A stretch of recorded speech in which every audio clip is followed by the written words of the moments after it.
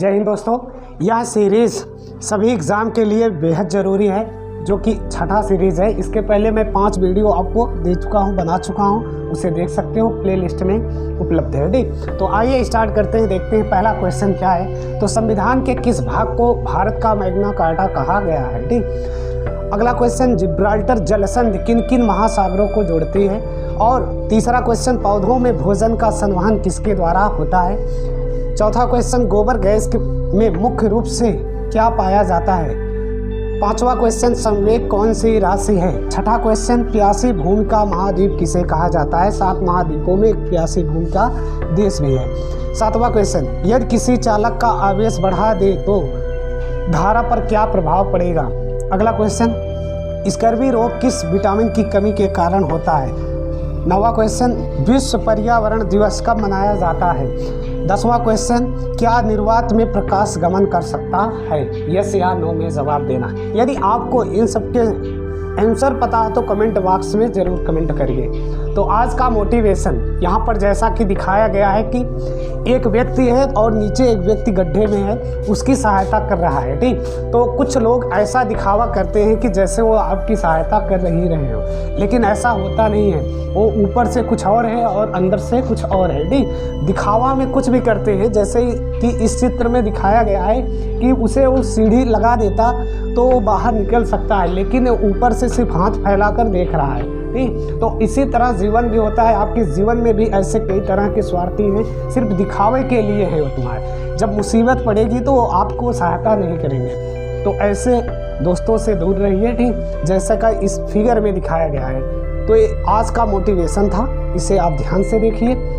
ऐसा नहीं होना चाहिए। अपने आप को बदलिए, खुद ये पूरा संसार बदल जाएगा। कहते नहीं, जो दूसरे में बदलाव देखना चाहते हो वो खुद में बदलाव होना चाहिए। हम दूसरे को अच्छा बनाना चाहते हैं, मैं खुद ही अच्छा नहीं हूँ तो कैसे होगा। ठीक, तो इन बदलाव को परिवर्तन करना है। बहुत से लोग आपको मिलेंगे कि आपको बड़ी लंबी लंबी बताएंगे कि तुम्हारा ये कर देता हूँ, या दिन रात आपके बारे में ही सोचता है। ऐसा कुछ भी नहीं है। कहते नहीं, अपने मरे ही स्वर्ग मिलता है। ठीक, अपने मरने के बाद ही स्वर्ग मिलता है। ये बहुत बड़ी बात है। ये तो दिखावा करने के लिए कुछ भी लोग करते हैं। तो चलिए पहला क्वेश्चन देखते हैं। संविधान के किस भाग को मैग्ना कार्टा कहा जाता है। तो वह भाग है भाग 3। जैसा कि भाग 22 होते हैं मूल संविधान, या वैसे वर्तमान में देखोगे तो 22 भाग का उल्लेख है। कितने भाग का? 22 भाग का उल्लेख है। और वर्तमान में 12 अनुसूचियाँ हैं, 395 अनुच्छेद है। कहीं कहीं पर ये अनुच्छेद 450 या 440 लिखा रहता है, लेकिन वो उसके परिवर्तन है। जो मूल संविधान की बात करोगे तो मूल संविधान में 22 भाग, 8 अनुसूचियाँ, 395 अनुच्छेद थे। ठीक, तो भाग 3 में है क्या। तो भाग 3 में है मौलिक अधिकार। क्या है? मौलिक अधिकार है। और मौलिक अधिकार मूल संविधान में 7 थे। मौलिक अधिकार मूल संविधान में 7 थे, लेकिन वर्तमान में कितने रह गए हैं? 6। वर्तमान में 6 है। ये समता का अधिकार, स्वतंत्रता का अधिकार, शोषण के, धर्म के, संस्कृत और अनुच्छेद जो 32 है, क्या उसे बोला गया है कि ये संविधान की आत्मा है, अनुच्छेद 32 को। ठीक, और संविधान की कुंजी मतलब प्रस्तावना को बोला गया है। तो उसी में से मूल संविधान में तो 7 थे मौलिक अधिकार, लेकिन वर्तमान में सिर्फ 6 रह गए। अब आपसे क्वेश्चन करता है कि वर्तमान में मौलिक अधिकार में कितने मौलिक अधिकार हैं, वर्तमान संविधान में कितने मौलिक अधिकार हैं। तो 6। यदि पूछा जाए कि मूल संविधान में कितने मौलिक अधिकार थे तो 7 हो जाएगा। कितना हो जाएगा? 7। अब हटाया किसको गया है? संपत्ति के अधिकार को हटा दिया गया है। संपत्ति के अधिकार को अब एक कानूनी अधिकार बना दिया गया है। अब इसे तो हटा दिया गया। अब आपसे पूछा जाए कि ये किस अनुच्छेद में है संपत्ति का अधिकार, ये भी कोई ना कोई अनुच्छेद होगा। तो 300 के का में, 300 के का या ए में अब इसे कानूनी अधिकार बना दिया गया। कौन सा? कानूनी अधिकार बना दिया गया। तो यहाँ से ये बातें निकल कर आता है कि संविधान के किस भाग को मैग्ना कार्टा कहा जाता है। तो भाग 3 को कहा जाता है, वो मौलिक अधिकार है। भाग 3 किस अनुच्छेद से किस अनुच्छेद तक है, ये भी क्वेश्चन कर सकता है आपसे कि जो मौलिक अधिकार है किस अनुच्छेद से किस अनुच्छेद तक। तो 12 से 35 अनुच्छेद तक है मौलिक अधिकार। कहाँ से कहाँ तक? अनुच्छेद 12 से 35 तक है। उसके पहले नागरिकता है, उसके पहले नागरिकता है, 5 से 11 नागरिकता है, और उसके पहले भाग 1 में संघ और उसके राज्य क्षेत्र है। ठीक, संघ उसके नाम परिवर्तन और राज्यों के नए नाम, उनकी सीमा का निर्धारण, ये सब बातें भाग 1 में है। और भाग 2 में क्या है, नागरिकता है जो 5 से 11 है। बाकी भाग 3 में मौलिक अधिकार है, जो संपत्ति के अधिकार को क्या हटा दिया गया है और किस संशोधन द्वारा। एक क्वेश्चन और बनता है कि संपत्ति के अधिकार को किस संशोधन द्वारा हटाया गया, क्वेश्चन बनता है। ठीक, तो एक क्वेश्चन है 44वें संविधान संशोधन। कौन से? 44वें संविधान संशोधन 1978 के द्वारा इससे क्या एक कानूनी अधिकार बना दिया गया। कैसा अधिकार? और 300 के काम में रखा गया। तो यहाँ से काफ़ी क्वेश्चन में आउट कर दिया। यदि आप कैप्चर किए हो, पकड़े हो तो ठीक है, नहीं तो कोई बात ही नहीं है। अगले क्वेश्चन पर चलते हैं। इसे पुनः देख लेना कि भाग 3 में है मौलिक अधिकार, पहले 7 था, अब 6 है। संपत्ति के अधिकार को हटा दिया गया, अब इसको 300 का के कानूनी अधिकार के अंतर्गत रखा गया है। किस संशोधन द्वारा? तो 44वें संविधान संशोधन 1978 द्वारा इसे संपत्ति के अधिकार को कानूनी अधिकार बना दिया गया है। ठीक, यदि बात करें कि मौलिक अधिकार किस अनुच्छेद से है तो 12 से 35 है। यहाँ से ये बातें निकल कर आता है। चलिए अगले क्वेश्चन पर चलते हैं। जिब्राल्टर जल संधि किन किन महासागरों को जोड़ती है? तो सही आंसर होगा जिब्राल्टर जल संधि अटलांटिक महासागर को भूमध्य सागर से जोड़ता है। अब आपको महासागर, तो 5 महासागर हैं, 7 महाद्वीप हैं, इन सब में तो एक अटलांटिक भी है। क्या है? एक अटलांटिक। तो यहाँ से देखते हैं, ये आपका अटलांटिक महासागर हो गया, अटलांटिक महासागर। उसके बाद ये यूरोप वाला हिस्सा हो गया। कौन सा? यूरोप। और नीचे अफ्रीका है, अफ्रीका में ही सवाना की घास। उसके बाद नीचे आ जाओगे तो यहाँ पर ये सहारा मरुस्थल, अभी मैं दिखा रहा हूँ। तो यहीं पर है जिब्राल्टर जल संधि। कौन सा? जिब्राल्टर जल संधि है, जल संधि। जैसे ही आगे बढ़े तो यहाँ आ गया भूमध्य सागर, भूमध्य सागर। थोड़ा सा और आगे बढ़े तो यहाँ आ गया स्वेज नहर। कौन सा? स्वेज नहर। स्वेज नहर के आगे जैसे ही बढ़े वहाँ पर आ गया लाल सागर। कौन सा? लाल सागर। लाल सागर के आगे बढ़े तो यहाँ पर एक संधि और मिल गए। इस संधि को बोलते हैं बाब अलमंदे जल संधि। और नीचे जैसे थोड़ा सा और आगे बढ़ोगे तो हिंद महासागर। कौन सा? हिंद महासागर। तो यहाँ से स्टार्ट करते हैं कि अटलांटिक महासागर और भूमध्य सागर को जोड़ता है कौन सा? जिब्राल्टर जल संधि। तो किन किन महाद्वीपों को? 2 महाद्वीप, अटलांटिक महासागर को भूमध्य सागर से, ये ध्यान देना, महासागर की बात है, महाद्वीप की बात नहीं। यदि कहोगे तो ये 2 स्थल को अलग करता है, एक यूरोप को और एक अफ्रीका को। किसको? देखो, कोई भी जल संधि है वो 2 स्थल को अलग करेगा और 2 जल को जोड़ेगा। तो आगे जैसे भूमध्य सागर के आगे आए तो यहाँ पर स्वेज नहर। कौन सा? स्वेज नहर, वो मिस्र काहिरा वाला। उसके आगे बढ़ोगे तो लाल सागर, और लाल सागर और आगे बढ़ोगे तो यमन और ये जिबूती के साइड में एक है बाब अलमंदे जल संधि, और जल संधि के आगे बढ़ोगे तो हिंद महासागर। मैप में देख लेते हैं, ये मैप है, इसमें देखिए, अब समझ में आ जाएगा। यहाँ से कहानी स्टार्ट होता है। ये आपका जिब्राल्टर जल संधि है, ये ऊपर वाला यूरोप है, और ये नीचे वाला हिस्सा क्या है? अफ्रीका है, महाद्वीप है। कौन सा? अफ्रीका। जैसे ही आगे बढ़ते हैं तो भूमध्य सागर है, भूमध्य सागर के आगे तो ये नील नदी का मुहाना है, यहीं पर ये स्वेज नहर है, जिसको स्वेज नहर की खाड़ी भी बोलोगे या स्वेज की खाड़ी। उसके आगे जाओगे तो लाल सागर मिल जाएगा, लाल सागर के आगे बाब अलमंदे जल संधि, और यहाँ पर क्या मिल जाएगा? अदन की खाड़ी बोलोगे तो यही हिंद महासागर भी है, तो यहाँ 2 खाड़ी भी मिल गए, एक स्वेज की खाड़ी, एक क्या? अदन की खाड़ी। ये पूछा जाए अदन की खाड़ी कहाँ है तो बाब अलमंदे जल संधि के बाद ये क्या है? अदन की खाड़ी भी है। तो इस दूसरे क्वेश्चन से ये बातें निकल कर आता है। अब क्वेश्चन आपसे ऐसा करें कि यूरोप और अफ्रीका को अलग करने वाले जल संधि का नाम बताओ, तो जिब्राल्टर जल संधि। यदि ऐसा पूछ ले कि भूमध्य सागर और अटलांटिक सागर को जोड़ने वाले, अटलांटिक महासागर को जोड़ने वाली कौन सी जल संधि? तो जिब्राल्टर जल संधि। यही क्वेश्चन भी किया है कि जिब्राल्टर जल संधि किन किन महासागरों को जोड़ती है? तो अटलांटिक महासागर और क्या, भूमध्य सागर को। यदि क्वेश्चन ऐसे कर ले कि भूमध्य सागर और लाल सागर को कौन से जोड़ते हैं? तो स्वेज नहर है। कौन सा? स्वेज नहर। यदि ऐसा क्वेश्चन कर ले कि लाल सागर और हिंद महासागर को कौन सी जल संधि जोड़ता है? तो बॉब अलमंदे जल संधि। इसके पहले मैं कई जल संधियाँ बता चुका हूँ। यदि आपको पता हो तो केरिच जल संधि बता दो किन सागर के बीच में है? कमेंट बॉक्स में कमेंट कर दो केरिच जल संधि और बॉस्फोरस की जल संधि, क्योंकि मैं इसके पहले उसे समझा चुका हूँ। ठीक, यूक्रेन साइड वही यूरोप में और एशिया के मध्य में है काला सागर। ठीक, इतना हिंट दे दिए तो उससे बता दो वो क्या जल संधि है। ठीक, बाकी एक है बॉस जल संधि, बॉस जल संधि और क्या, कुक जल संधि। ये कहाँ है ये भी कमेंट बॉक्स में छाप दो। ठीक, कमेंट बॉक्स में छाप दो। चलिए अगले क्वेश्चन पर चलते हैं। पौधों में भोजन का संवहन किसके द्वारा होता है? तो एक करेक्ट आंसर होगा फ्लोएम। किसके द्वारा? फ्लोएम के द्वारा होता है। ये तो पौधों में, और ये भोजन का निर्माण करते हैं, भोजन का निर्माण करते हैं पत्तियों से और प्रकाश संश्लेषण की क्रिया द्वारा भोजन का निर्माण होता है।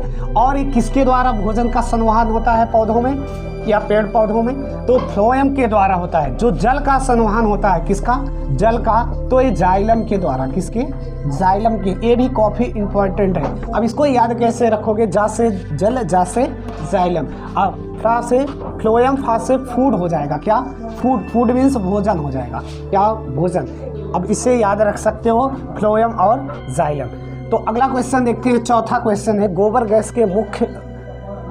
गैस में मुख्य रूप से क्या पाया जाता है? तो मीथेन पाया जाता है। करेक्ट आंसर होगा मीथेन। तो मीथेन का सूत्र देखोगे तो CH4 होगा। यदि ये पूछा जाए तो ये हाइड्रोकार्बन है, हाइड्रोकार्बन है। एक बात और भी जान लो कि मीथेन को मार्स गैस कहते हैं। कौन सी गैस? मार्स गैस भी कहा जाता है। मीथेन को मार्स गैस भी कहा जाता है। अब बात करें कि ये कैसा हाइड्रोकार्बन है। हाइड्रोकार्बन दो तरह का होता है, एक संतृप्त होता है, क्या? असंतृप्त होता है। तो ये है संतृप्त हाइड्रोकार्बन।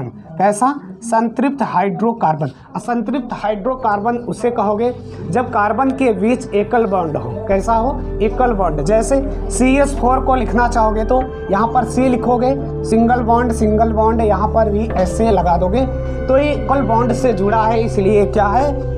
संतृप्त हाइड्रोकार्बन है। यदि बात करें असंतृप्त हाइड्रोकार्बन तो इसमें क्या होते हैं? डबल या ट्रिपल बॉन्ड होते हैं। इनके सूत्र भी होते हैं। एक होता है एल्केन, जो एल्केन है संतृप्त हाइड्रोकार्बन में आता है, और एल्केन जो है ये असंतृप्त में आता है, एल्काइन भी असंतृप्त आता है। तो फार्मूले की बात करें तो एल्केन का होगा, एल्केन का हो जाएगा CnH2n+2 हो जाएगा। दूसरा हो जाएगा एल्कीन का, तो CnH2n हो जाएगा। एल्कीन का क्या हो जाएगा? CnH2n। एल्काइन का हो जाएगा, एल्काइन का, तो एल्काइन में CnH2n-2। अब इसमें अनुलग्न की बात करें तो एल्केन एन आता है, एल्कीन में ईन आता है। ठीक, और एल्काइन में आइन आता है ना, जैसे सेथाइन मिठाइन ऐसे करके। ठीक, तो ये बातें नहीं है इसमें। चलिए अगला क्वेश्चन देखते हैं। संवेग कौन सी राशि है? संवेग कौन सी राशि है? तो सदिश है। कौन सी? सदिश राशि। अब राशि की बात करें तो राशियां दो होता है, एक सदिश होता है, क्या? अदिश होता है। ठीक, सदिश राशि किसे कहोगे? जिन्हें व्यक्त करने के लिए दिशा प्लस परिमाण है।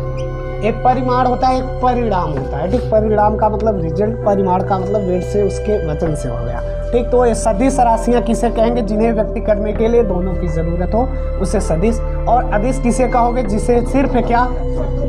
परिमाण की जरूरत हो, दिशा की नहीं, दिशा की नहीं। अब बात कर लेते हैं कुछ सदिश राशियों की। तो संवेग, वेग, त्वरण।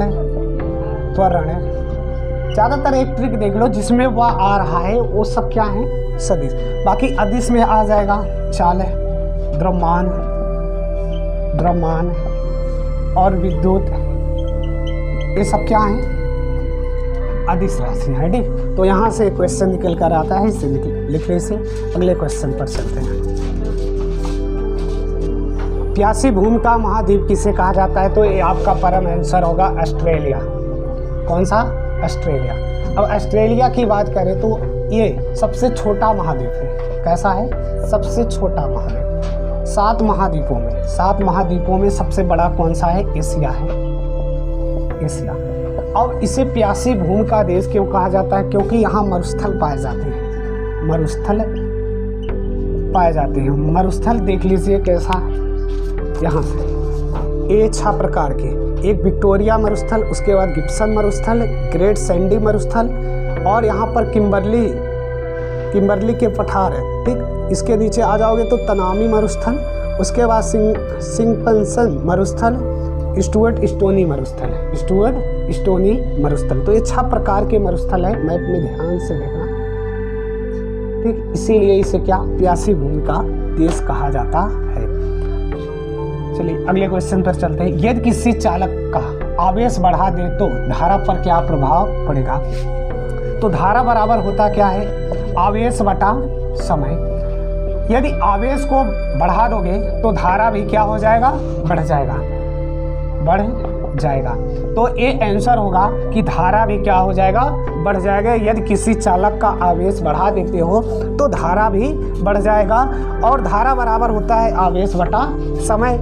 यदि इस आवेश का मात्रक क्या होता है? कूलाम होता है, और समय का सेकंड होता है। तो धारा का मात्रक कूलाम प्रति सेकंड, जिसको क्या बोलते हो? एम्पियर बोलते हो। इसको क्या बोलते हो? एम्पियर बोलते हो। और विभवांतर का मात्रक क्या हो जाएगा? वोल्ट। प्रतिरोध का मात्रक ओम हो जाता है। ठीक, तो यहाँ से कुछ बातें आता है। अगला क्वेश्चन, स्कर्वी रोग किस विटामिन की कमी के कारण होता है? तो विटामिन सी। कौन सा? Vitamin C. यदि बात किया जाए विटामिन बी का तो बेरी रोग होता है, विटामिन ए से रतौंधी, और विटामिन डी से रिकेट से रोग होता है, विटामिन ई की कमी से नपुंसकता होता है, विटामिन के कमी से रक्त का थक्का नहीं बनता है। तो ये विटामिन की कुछ कमी से होने वाले रोग थे। अगला क्वेश्चन, विश्व पर्यावरण दिवस कब मनाया जाता है? तो 5 जून को विश्व पर्यावरण दिवस मनाया जाता है। छाप लो, ठीक, इसे छाप लो, बहुत इंपॉर्टेंट है। अब जनसंख्या दिवस की बात करें तो 11 जुलाई, योग दिवस की बात करें तो 21 जून, और महिला दिवस, अंतर्राष्ट्रीय महिला दिवस तो 8 मार्च, राष्ट्रीय महिला दिवस 13 फरवरी, उसी दिन रेडियो प्रसारण दिवस भी मनाया जाता है। किसान दिवस की बात करें तो 23 दिसंबर को, और खेल दिवस तो 29 अगस्त को। ठीक, 29 अगस्त को। तो ये कुछ दिवस थे। अभी हाल ताज में मैंने बताया था कि रंग भेद और ये दिवस मनाया जाता है किस मार्च को? तो 1 मार्च को अधिकार दिवस, 15 मार्च को, और 23 मार्च को शहीद दिवस मनाया जाता है। उस दिन 3 लोगों को फांसी दिया गया था। ठीक, अभी पिछले ही क्लास में मैं बताया था। चलो, क्या निर्वात में प्रकाश गमन कर सकता है? तो निर्वात में प्रकाश गमन कर सकता है। हाँ, क्या है? कर सकता है। ठीक, सिर्फ ध्वनि निर्वात में। निर्वात का मतलब पहले समझ जाओ। निर्वात का मतलब होता है वैक्यूम। वैक्यूम का मतलब जहाँ पर वायु ना हो, जैसे कोई भी आप गोला सा लो, उसमें से वायु निकाल दो, वही क्या हो गया? निर्वात हो गया। कोई भी एक गोला सा बड़ा सा वस्तु लो, उसमें से हवा को निकाल दो, वही क्या हो गया? निर्वात। तो उस निर्वात में प्रकाश गमन कर सकता है, जबकि ध्वनि गमन नहीं कर सकता है, क्योंकि ध्वनि को चलने के लिए किसी ना किसी माध्यम की आवश्यकता होता है। तो यदि बात करें प्रकाश की चाल का, तो प्रकाश की चाल 3 लाख किमी प्रति सेकेंड है, किमी प्रति सेकेंड है, और ध्वनि का 332 मीटर प्रति सेकेंड है। निर्वात में ध्वनि गमन नहीं कर सकता है। ये आपका क्वेश्चन। तो यहाँ से 10 क्वेश्चन पूरे हो गए। ठीक, बाकी आपको जो आज का मोटिवेशन दिया गया था उसे चित्र में देख ही लीजिए पहला। तो आइए देखते हैं पुनः सभी क्वेश्चन को। तो पहला क्वेश्चन, संविधान के किस भाग को भारत का मैग्ना कार्टा कहा गया है? तो भाग 3 को कहा गया है। ठीक, मौलिक अधिकार के संबंध में बताया गया है पूरा। अगला, जिब्राल्टर जल संधि किन किन महासागरों को जोड़ते हैं? तो अटलांटिक महासागर को भूमध्य सागर से जोड़ते हैं। अगला, पौधों में भोजन का संवहन किसके द्वारा होता है? तो फ्लोएम के द्वारा होता है। अगला क्वेश्चन, गोबर गैस में मुख्य रूप से क्या पाया जाता है? तो मीथेन पाया जाता है। संवेग कौन सी राशि है? तो ये है सदिश राशि। प्यासी भूमि का गिव किसे कहा जाता है, तो ऑस्ट्रेलिया को। यदि किसी चालक का आवेश बढ़ा दो तो धारा पर क्या प्रभाव पड़ेगा, धारा भी क्या हो जाएगा, बढ़ जाएगा। स्कर्वी रोग किस विटामिन की कमी से होता है, तो विटामिन सी की कमी से होता है। विश्व पर्यावरण दिवस कब मनाया जाता है, तो 5 जून को मनाया जाता है। क्या निर्वात में प्रकाश गमन कर सकता है, तो इसका आंसर है हाँ। ठीक, तो ये 10 क्वेश्चन कंप्लीट हुए। नेक्स्ट वीडियो में मिलते हैं ऐसी ही सीरीज लेकर। यदि आप चैनल पर नए हो तो सब्सक्राइब जरूर कर लेना और शेयर जरूर कर देना। ठीक, जो भी कमेंट करना हो कमेंट बॉक्स खुला है, कर लीजिए। ठीक, प्ले स्टोर में खुद का एप्लीकेशन है, वहाँ से इंस्टॉल करके और भी सामग्री ले सकते हो। आज का मोटिवेशन तो पहले ही हो चुका।